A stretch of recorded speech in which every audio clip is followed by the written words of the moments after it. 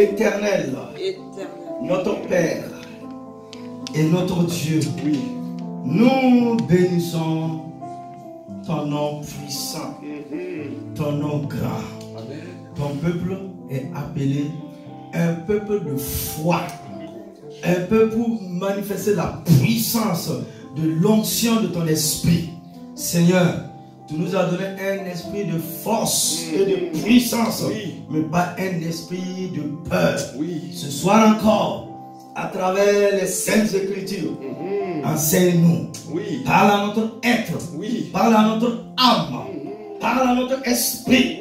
Que ta parole, Réma, se manifeste dans la vie de l'assemblée de ton peuple et toutes les personnes qui nous suivent maintenant. Que la grâce de Dieu et la révélation des Saintes Écritures vous soient communiquées afin que vous marchiez non par la vue mais par la foi à la puissance de l'œuvre de la croix. Dieu, notre Père et notre Roi, sois élevé et sois exalté, et au nom de ton Fils béni, Jésus-Christ, nous t'avons ainsi prié. Et que quelqu'un dise Amen. Gloire à Dieu. Amen. Veuillez vous asseoir s'il vous plaît. Et prenez vos Bibles avec moi. Et nous allons lire dans ce premier livre de la Bible. Alléluia. Alléluia. Mon âme bénit l'Éternel. Amen. Mon âme bénit l'Éternel. Amen. Gloire à Dieu. Voici le titre de l'enseignement. La foi ou la peur. Wow. La foi ou la peur. Et comme texte biblique de référence, nous lisons dans Genèse au chapitre 15, verset 1er.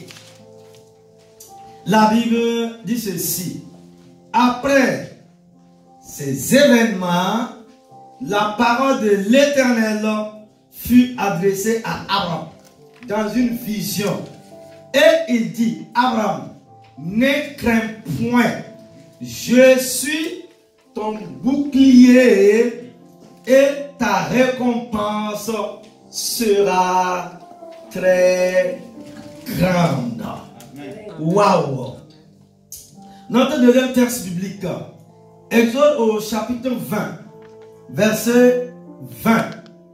Et Moïse dit au peuple, ne craignez rien, car Dieu est venu pour vous éprouver et afin que sa crainte soit devant vos faces, afin que je ne pêche pas.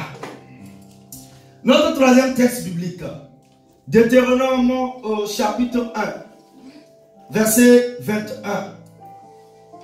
Et nous lisons dans ce livre de Moïse, verset 21, Deutéronome au chapitre 1.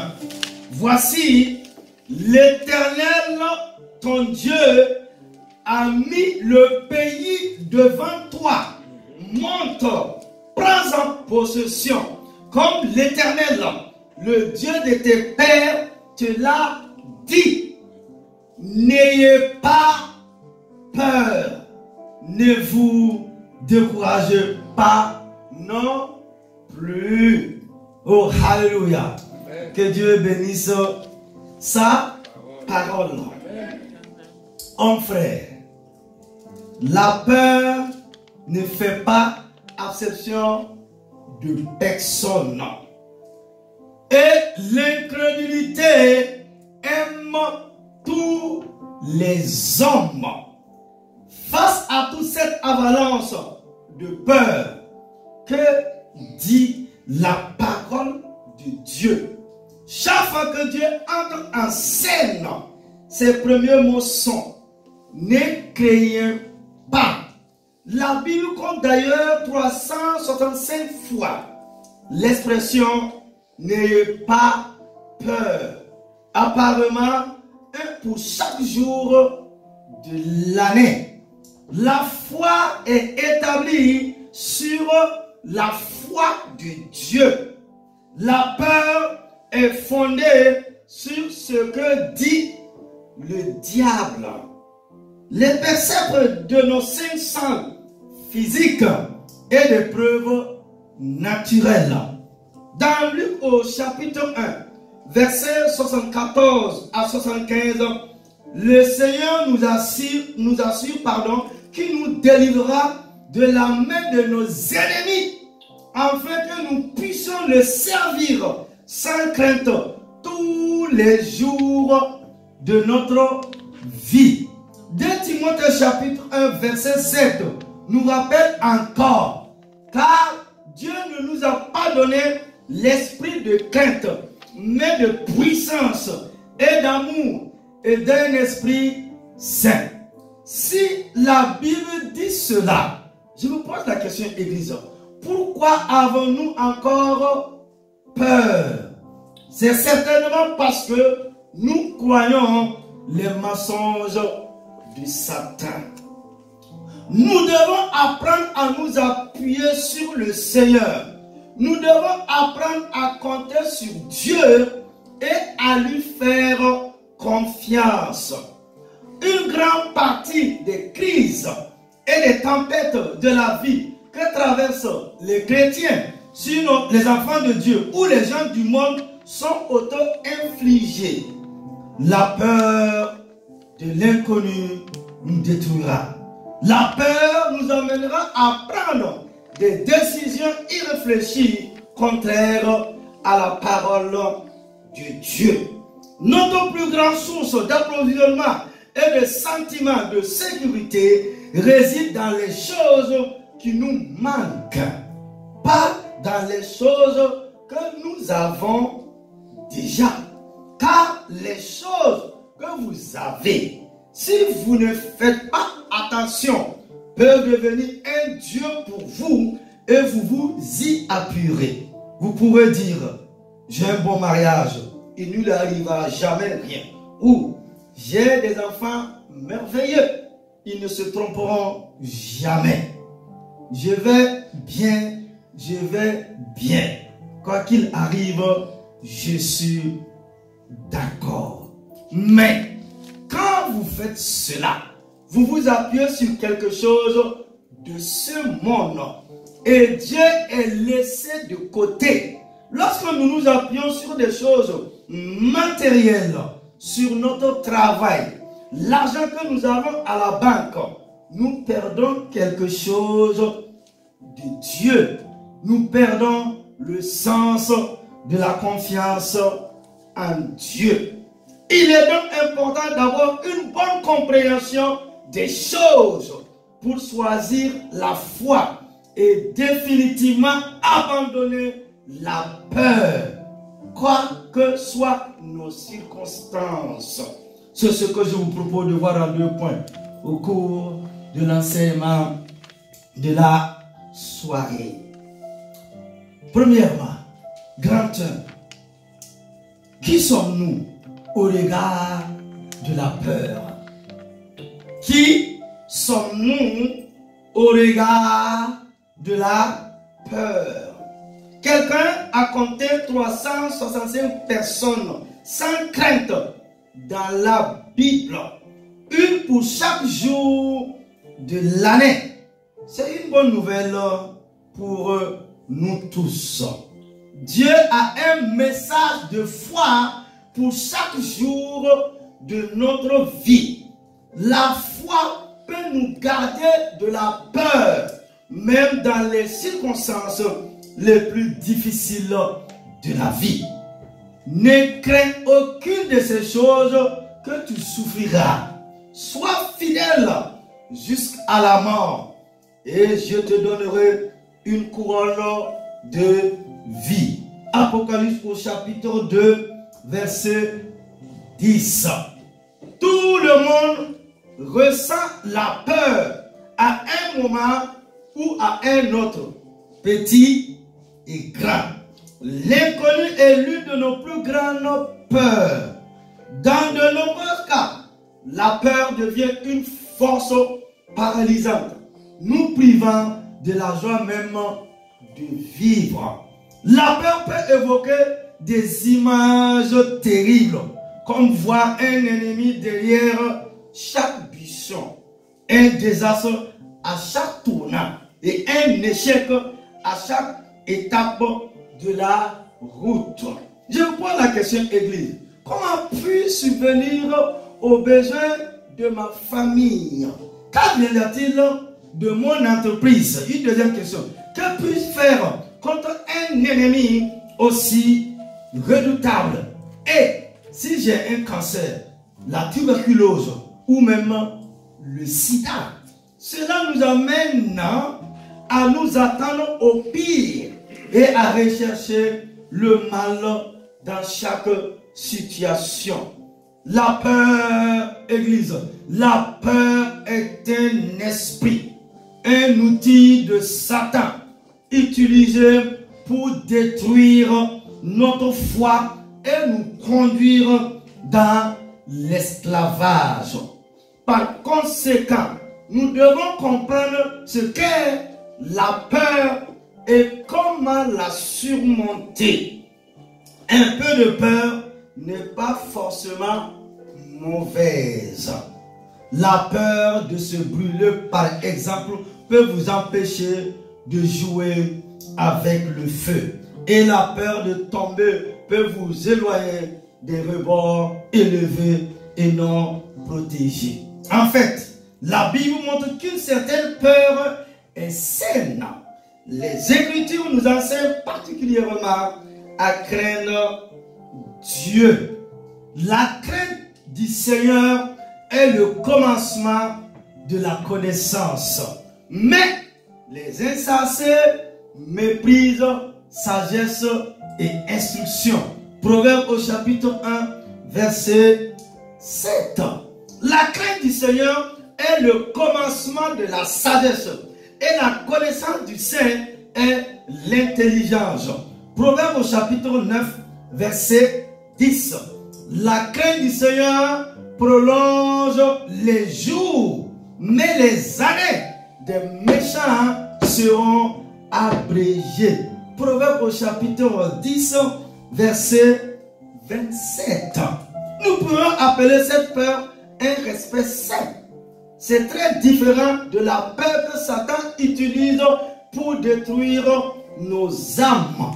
La peur de Satan est le contraire de la foi. Il dit que Dieu est mort, que Dieu est un mythe, que Dieu ne nous aime pas, que les bénédictions de Dieu ne sont que pour quelques élus, sinon quelques personnes. Église, si vous permettez à ce genre de peur de s'enraciner dans votre esprit et votre âme, elle grandira jusqu'à ce qu'elle étouffe tout ce qui est bon et vous laisse détruire spirituellement, moralement, émotionnellement, mentalement et physiquement. La peur et la foi, par essence, sont les faces opposées d'une même médaille.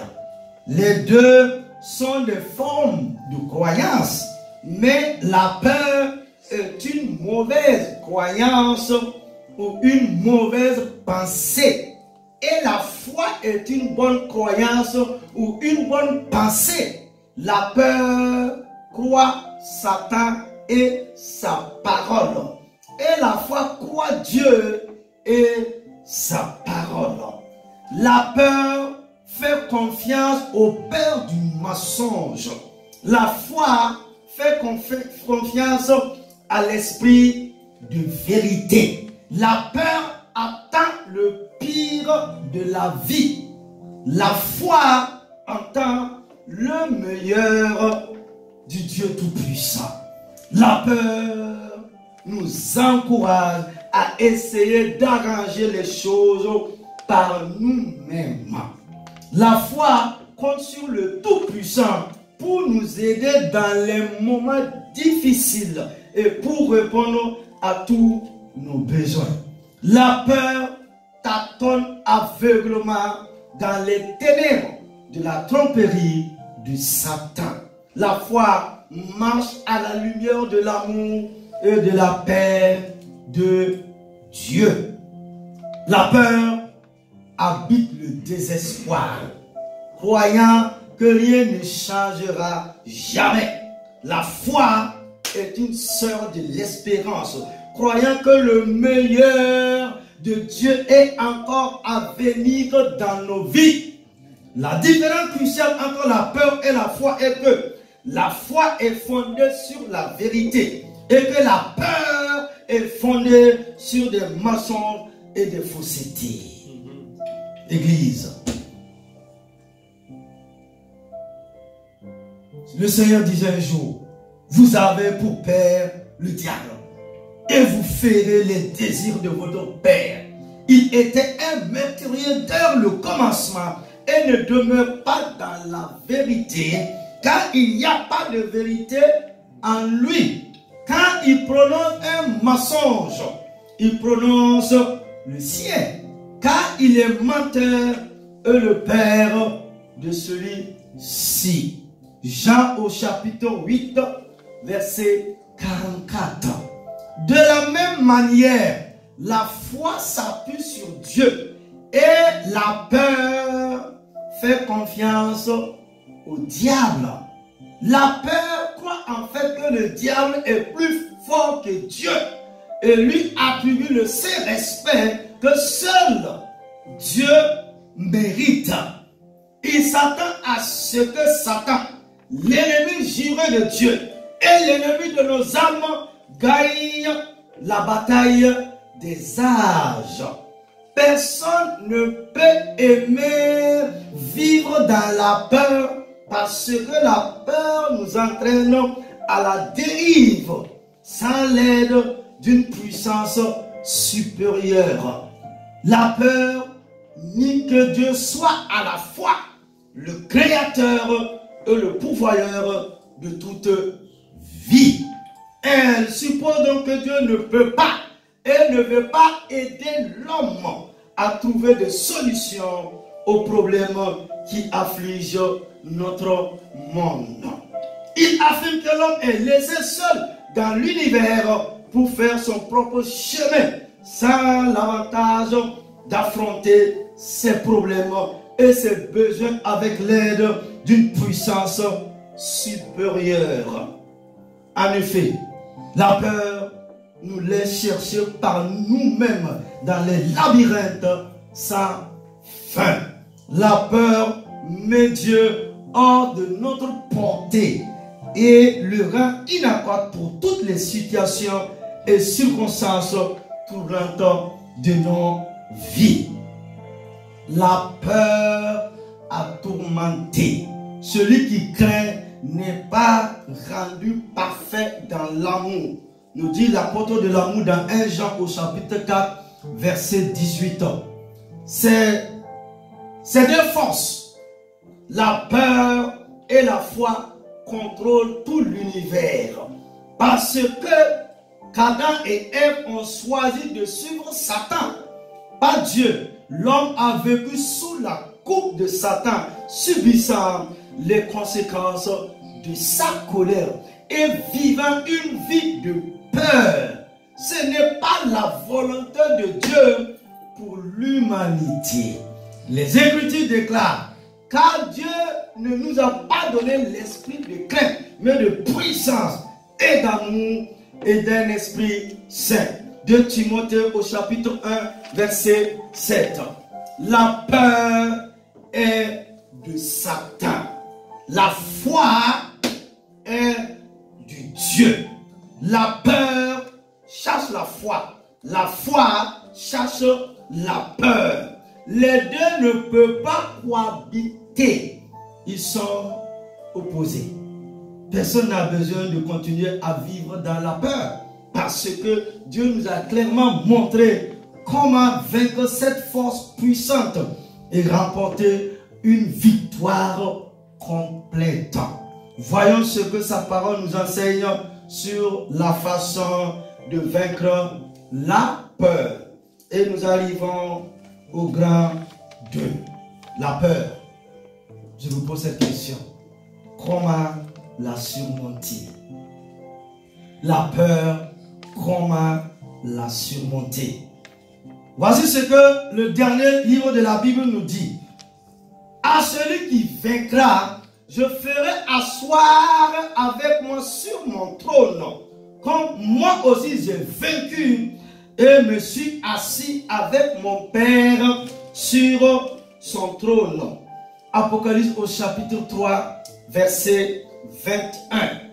Dieu ne veut pas que nous vivons dans la peur, car la peur nous prive de notre destinée, qui nous accorde que nous, étant délivrés de la main de nos ennemis, puissions le servir sans crainte dans la sainteté et la justice devant lui tous les jours de notre vie. Luc chapitre 1, verset 74 et 75. Homme frère, c'est le désir de Dieu pour nous, que nous le servons sans crainte tous les jours de notre vie. Satan, cependant, a l'intention de contrecarrer la volonté du Dieu Tout-Puissant. Il est donc déterminé à nous garder dans la peur le reste de notre vie, afin que nous ne puissions pas nous aider nous-mêmes ou qui que ce soit d'autre. Nous devons apprendre à le vaincre. La Bible nous donne des méthodes très précises pour vaincre le pouvoir de Satan et la peur qu'il essaye d'imposer à tout le monde. Examinons-en quelques-uns. Premièrement, apprendre à vivre près du Seigneur. Rien ne remplace une relation personnelle et droite avec le Seigneur Jésus-Christ. Si vous ne connaissez pas le Seigneur comme votre sauveur personnel, vous êtes toujours sous l'influence de Satan. Avant que Dieu puisse vous aider et vous protéger, vous devez prendre la décision de faire partie de son équipe. Jésus est mort pour vos péchés. Il veut te pardonner aujourd'hui et faire de toi son enfant. Car Dieu a tant aimé le monde qu'il a donné son Fils unique, afin que quiconque, la Bible dit quiconque croit en lui ne périsse pas, mais qu'il ait la vie éternelle. Jean au chapitre 3, verset 16. Vous ne serez jamais désolé si vous acceptez Jésus comme votre sauveur. Cela va bouleverser toute votre vie.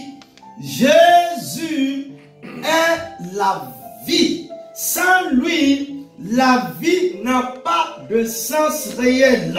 Est-ce que je parle à un homme? Est-ce que je parle à une femme?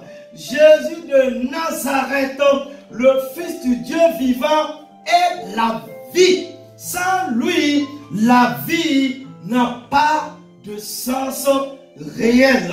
C'est juste une lutte sans fin et futile. Croyez aujourd'hui et vous serez sauvés. Laissez Jésus vous donner une vie réelle et durable.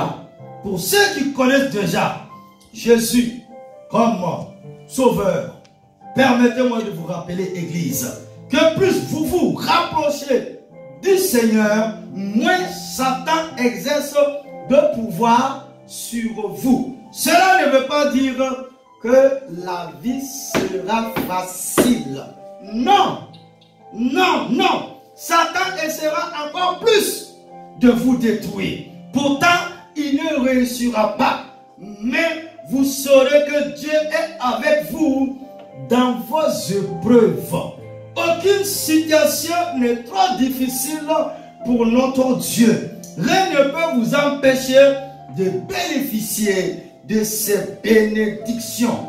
lorsque vous le connaissez et que vous lui obéissez.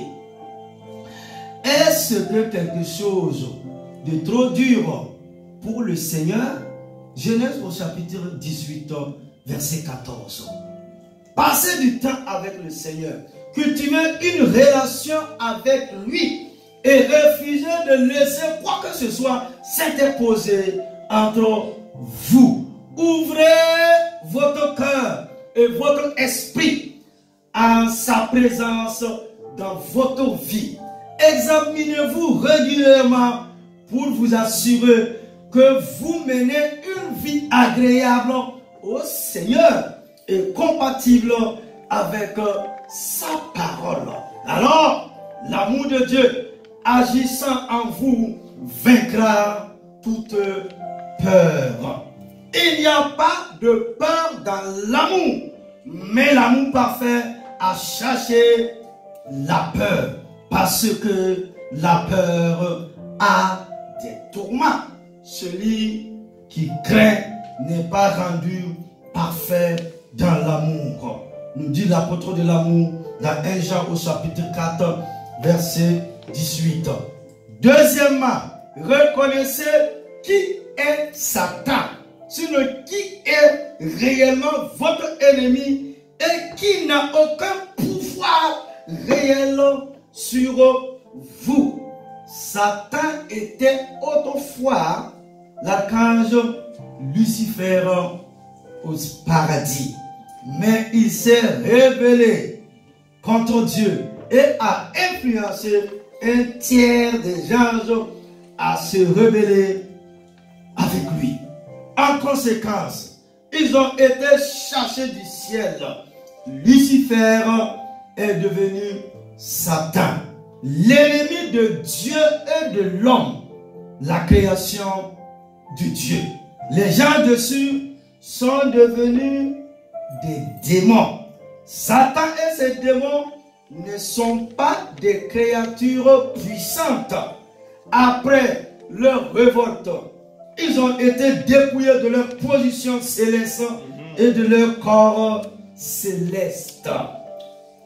Maintenant, ils ne peuvent faire que ce que Dieu leur permette de faire. Satan remplit le rôle principal de tentateur, testant les hommes et les femmes pour voir s'ils resteront fidèles à leur Dieu.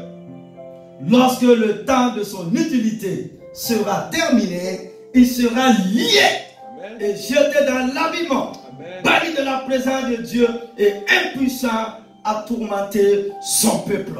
Les démons partagent le travail de Satan d'inciter les hommes et les femmes à se rebeller contre Dieu. Eux aussi seront destinés à l'éternité sans le Dieu Tout-Puissant. Le vrai pouvoir est le nôtre. Nous sommes du côté des vainqueurs. Si nous sommes du côté des gagnants, nous n'avons rien à craindre, Église. Dieu a livré l'ennemi entre nos mains et nous a donné le pouvoir de le vaincre. Jésus a dit un jour à ses disciples, voici, je vous donne le pouvoir de marcher sur les serpents et les scorpions et sur toute la puissance de l'ennemi, et vous n'avez rien à craindre. Oh, alléluia. Et rien ne vous fera aucun mal. Luc 10, 19. Si vous êtes dans le Seigneur Jésus-Christ, vous avez plus de pouvoir que le diable. N'ayez pas peur de lui ou de ses démons. Notre Dieu règne. Le Dieu Tout-Puissant règne. Le Dieu Tout-Puissant règne. Satan est vaincu. Jésus en a témoigné lorsqu'il a dit, j'ai vu Satan comme un éclair tomber du ciel. Luc 10, 18. Et à partir du verset 19, il dit, petit troupeau, je vous ai donné l'autorité, je vous ai donné le pouvoir, je vous ai donné la force, je vous ai donné la capacité, je vous ai donné l'onction de carrière dans vos familles, dans vos maisons. L'autorité, l'onction, la puissance nous a été donnée. Oh, alléluia. Jésus était assis au paradis. Lorsque Lucifer a tenté d'usurper l'autorité et le trône de Dieu. Il a vu Dieu chercher le menteur du ciel pour toujours. Bien que Satan puisse se présenter comme un prétendant au trône de Dieu, il est un imposteur. Il n'a aucun pouvoir réel. Satan n'a jamais gagné une bataille contre Dieu. Et il ne le fera jamais.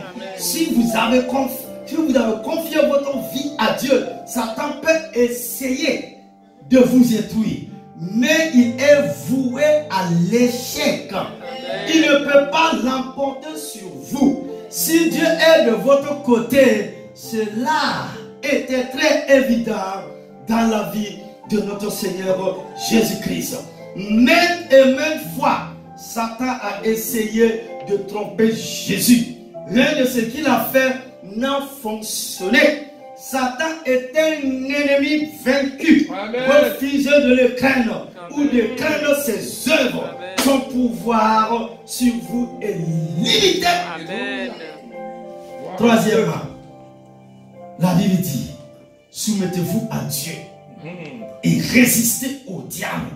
Ce sont les deux clés pour briser l'influence de Satan dans votre vie. Les deux clés sont tout aussi importantes. Soumettez-vous donc à Dieu, résistez au diable. La Bible dit de le résister et il fuira loin de vous. Jacques au chapitre 4, verset 7. La première partie de cette formule importante pour remporter la victoire sur le pouvoir de Satan est votre obligation de vous soumettre à Dieu. Dieu se tient aux côtés de ceux qui l'ont fait Seigneur de leur vie. Il protège les siens. Lorsque vous n'êtes pas soumis à Dieu, vous affrontez le diable par vous-même. Quelle pensée terrifiante.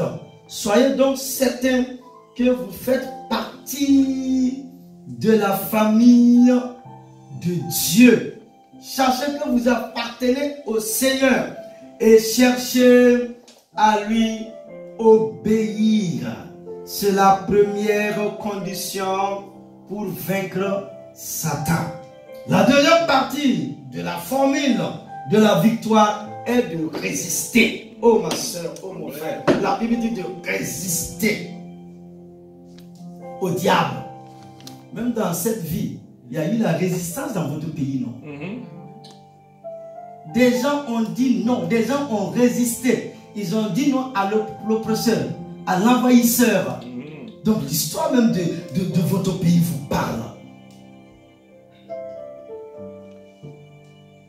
Résistez au diable.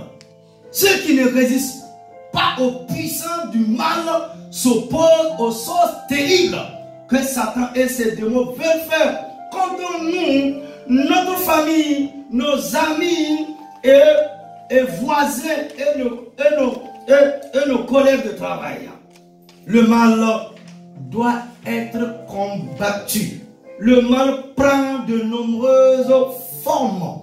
Maladie, pauvreté, l'échec et la ruine, la tragédie, la perte, la guerre et l'aliénation font partie des efforts de Satan pour exercer son pouvoir.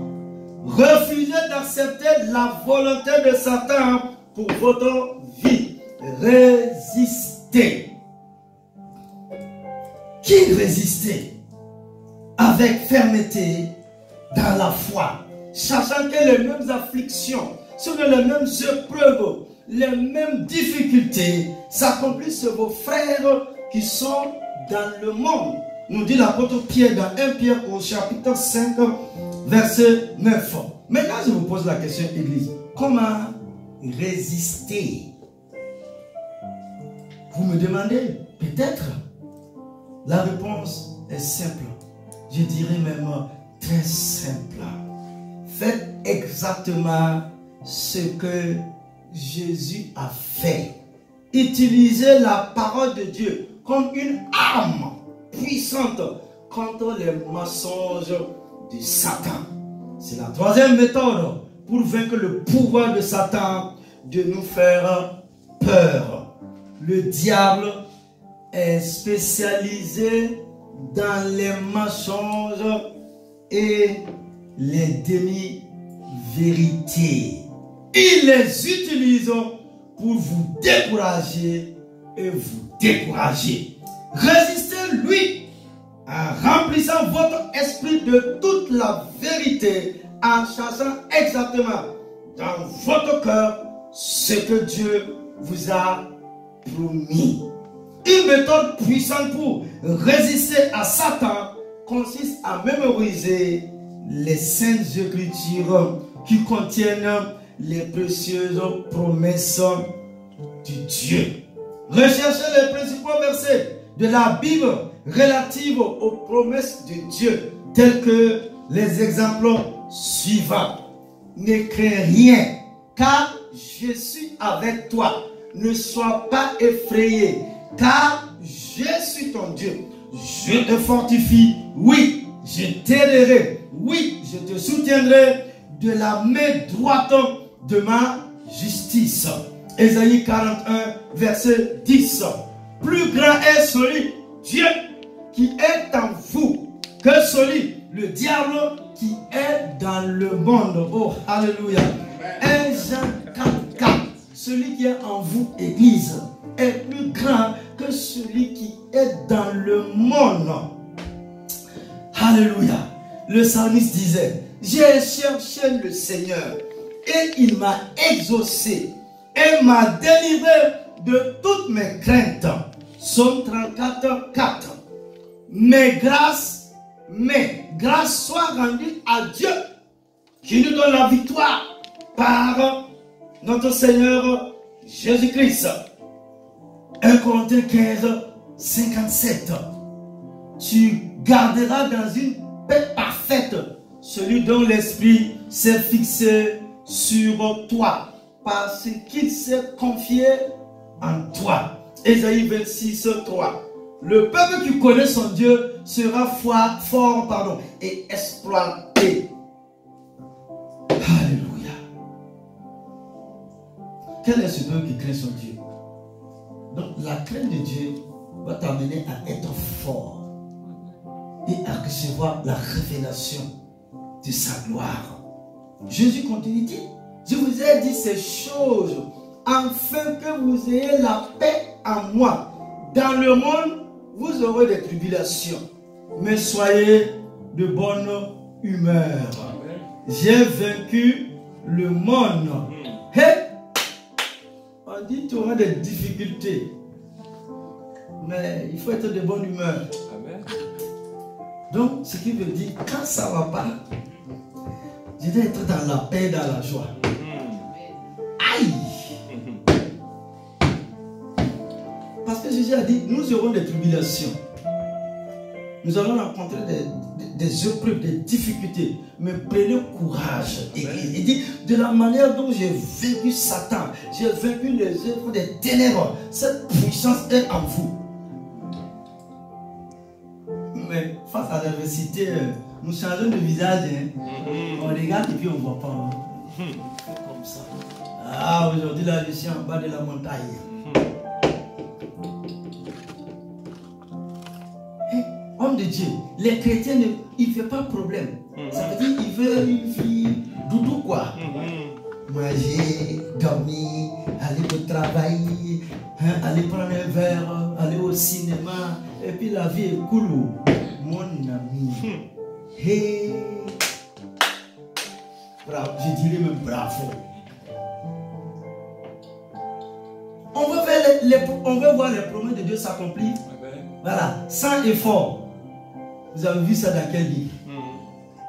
C'est ça, Satan a suscité des faux prophètes. On vous a proposé 10 ans, 20 ans, 30 ans, il n'y a rien. Alors il y a toutes les promesses dans la Bible. C'est pour toi, à toi de les confesser, à toi de parler. C'est pour toi.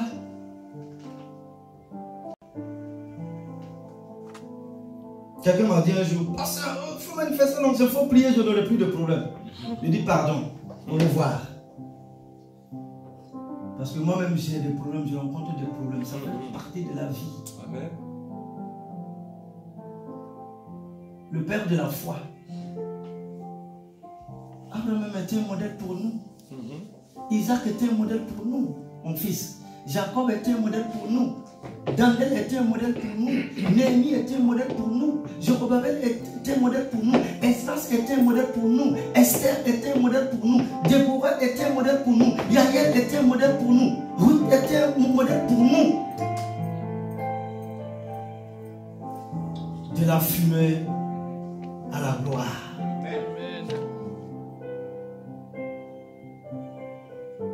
Jésus dit, j'ai vaincu le monde. Il faut que nous retournions à la parole. C'est ce que Dieu dit qui compte sur ta vie. C'est ce que Dieu dit qui compte sur ma vie. Ok, je fais ma parenthèse.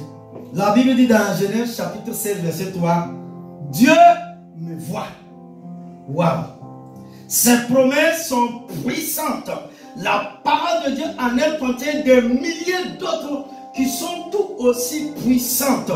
Trouvez les messages de Dieu qui vous parlent personnellement et utilisez-les bien. Exploitez-les au combat lorsque l'ennemi vient vous appeler. La victoire appartient à ceux qui proclament constamment et à plusieurs reprises les promesses de Dieu avec un cœur soumis à lui. Et nous arrivons à la conclusion. Conclusion. Aujourd'hui, nous avons trop de chrétiens irrésolus. C'est peut-être la raison pour laquelle nous n'avons pas eu l'impact souhaité sur notre monde. Décidons aujourd'hui que vous ne serez pas l'un d'entre eux. Dieu nous appelle à un engagement total dans la vie de foi. Il nous met au défi de lui faire pleinement confiance et d'agir selon votre foi. Vous avez le pouvoir, oh alléluia, de changer votre monde. Car celui qui vous est appelé est fidèle. 1 Thessaloniciens chapitre 5 verset 24. Il est totalement digne de confiance. Dieu est totalement digne de confiance. De cela, vous pouvez être assuré. Il ne change pas. Il ne change pas. Il ne change pas. Sa fidélité dure à jamais. 1 Corinthiens 1, 9. La fidélité de Dieu dans l'accomplissement de sa promesse dure à jamais. Quelqu'un peut se lever et acclamer la fidélité de Dieu, acclamer la parole de Dieu, acclamer la grandeur de Dieu. Pendant que tu acclames ce Dieu puissant, ce Dieu fidèle, ce Dieu grand et merveilleux, dis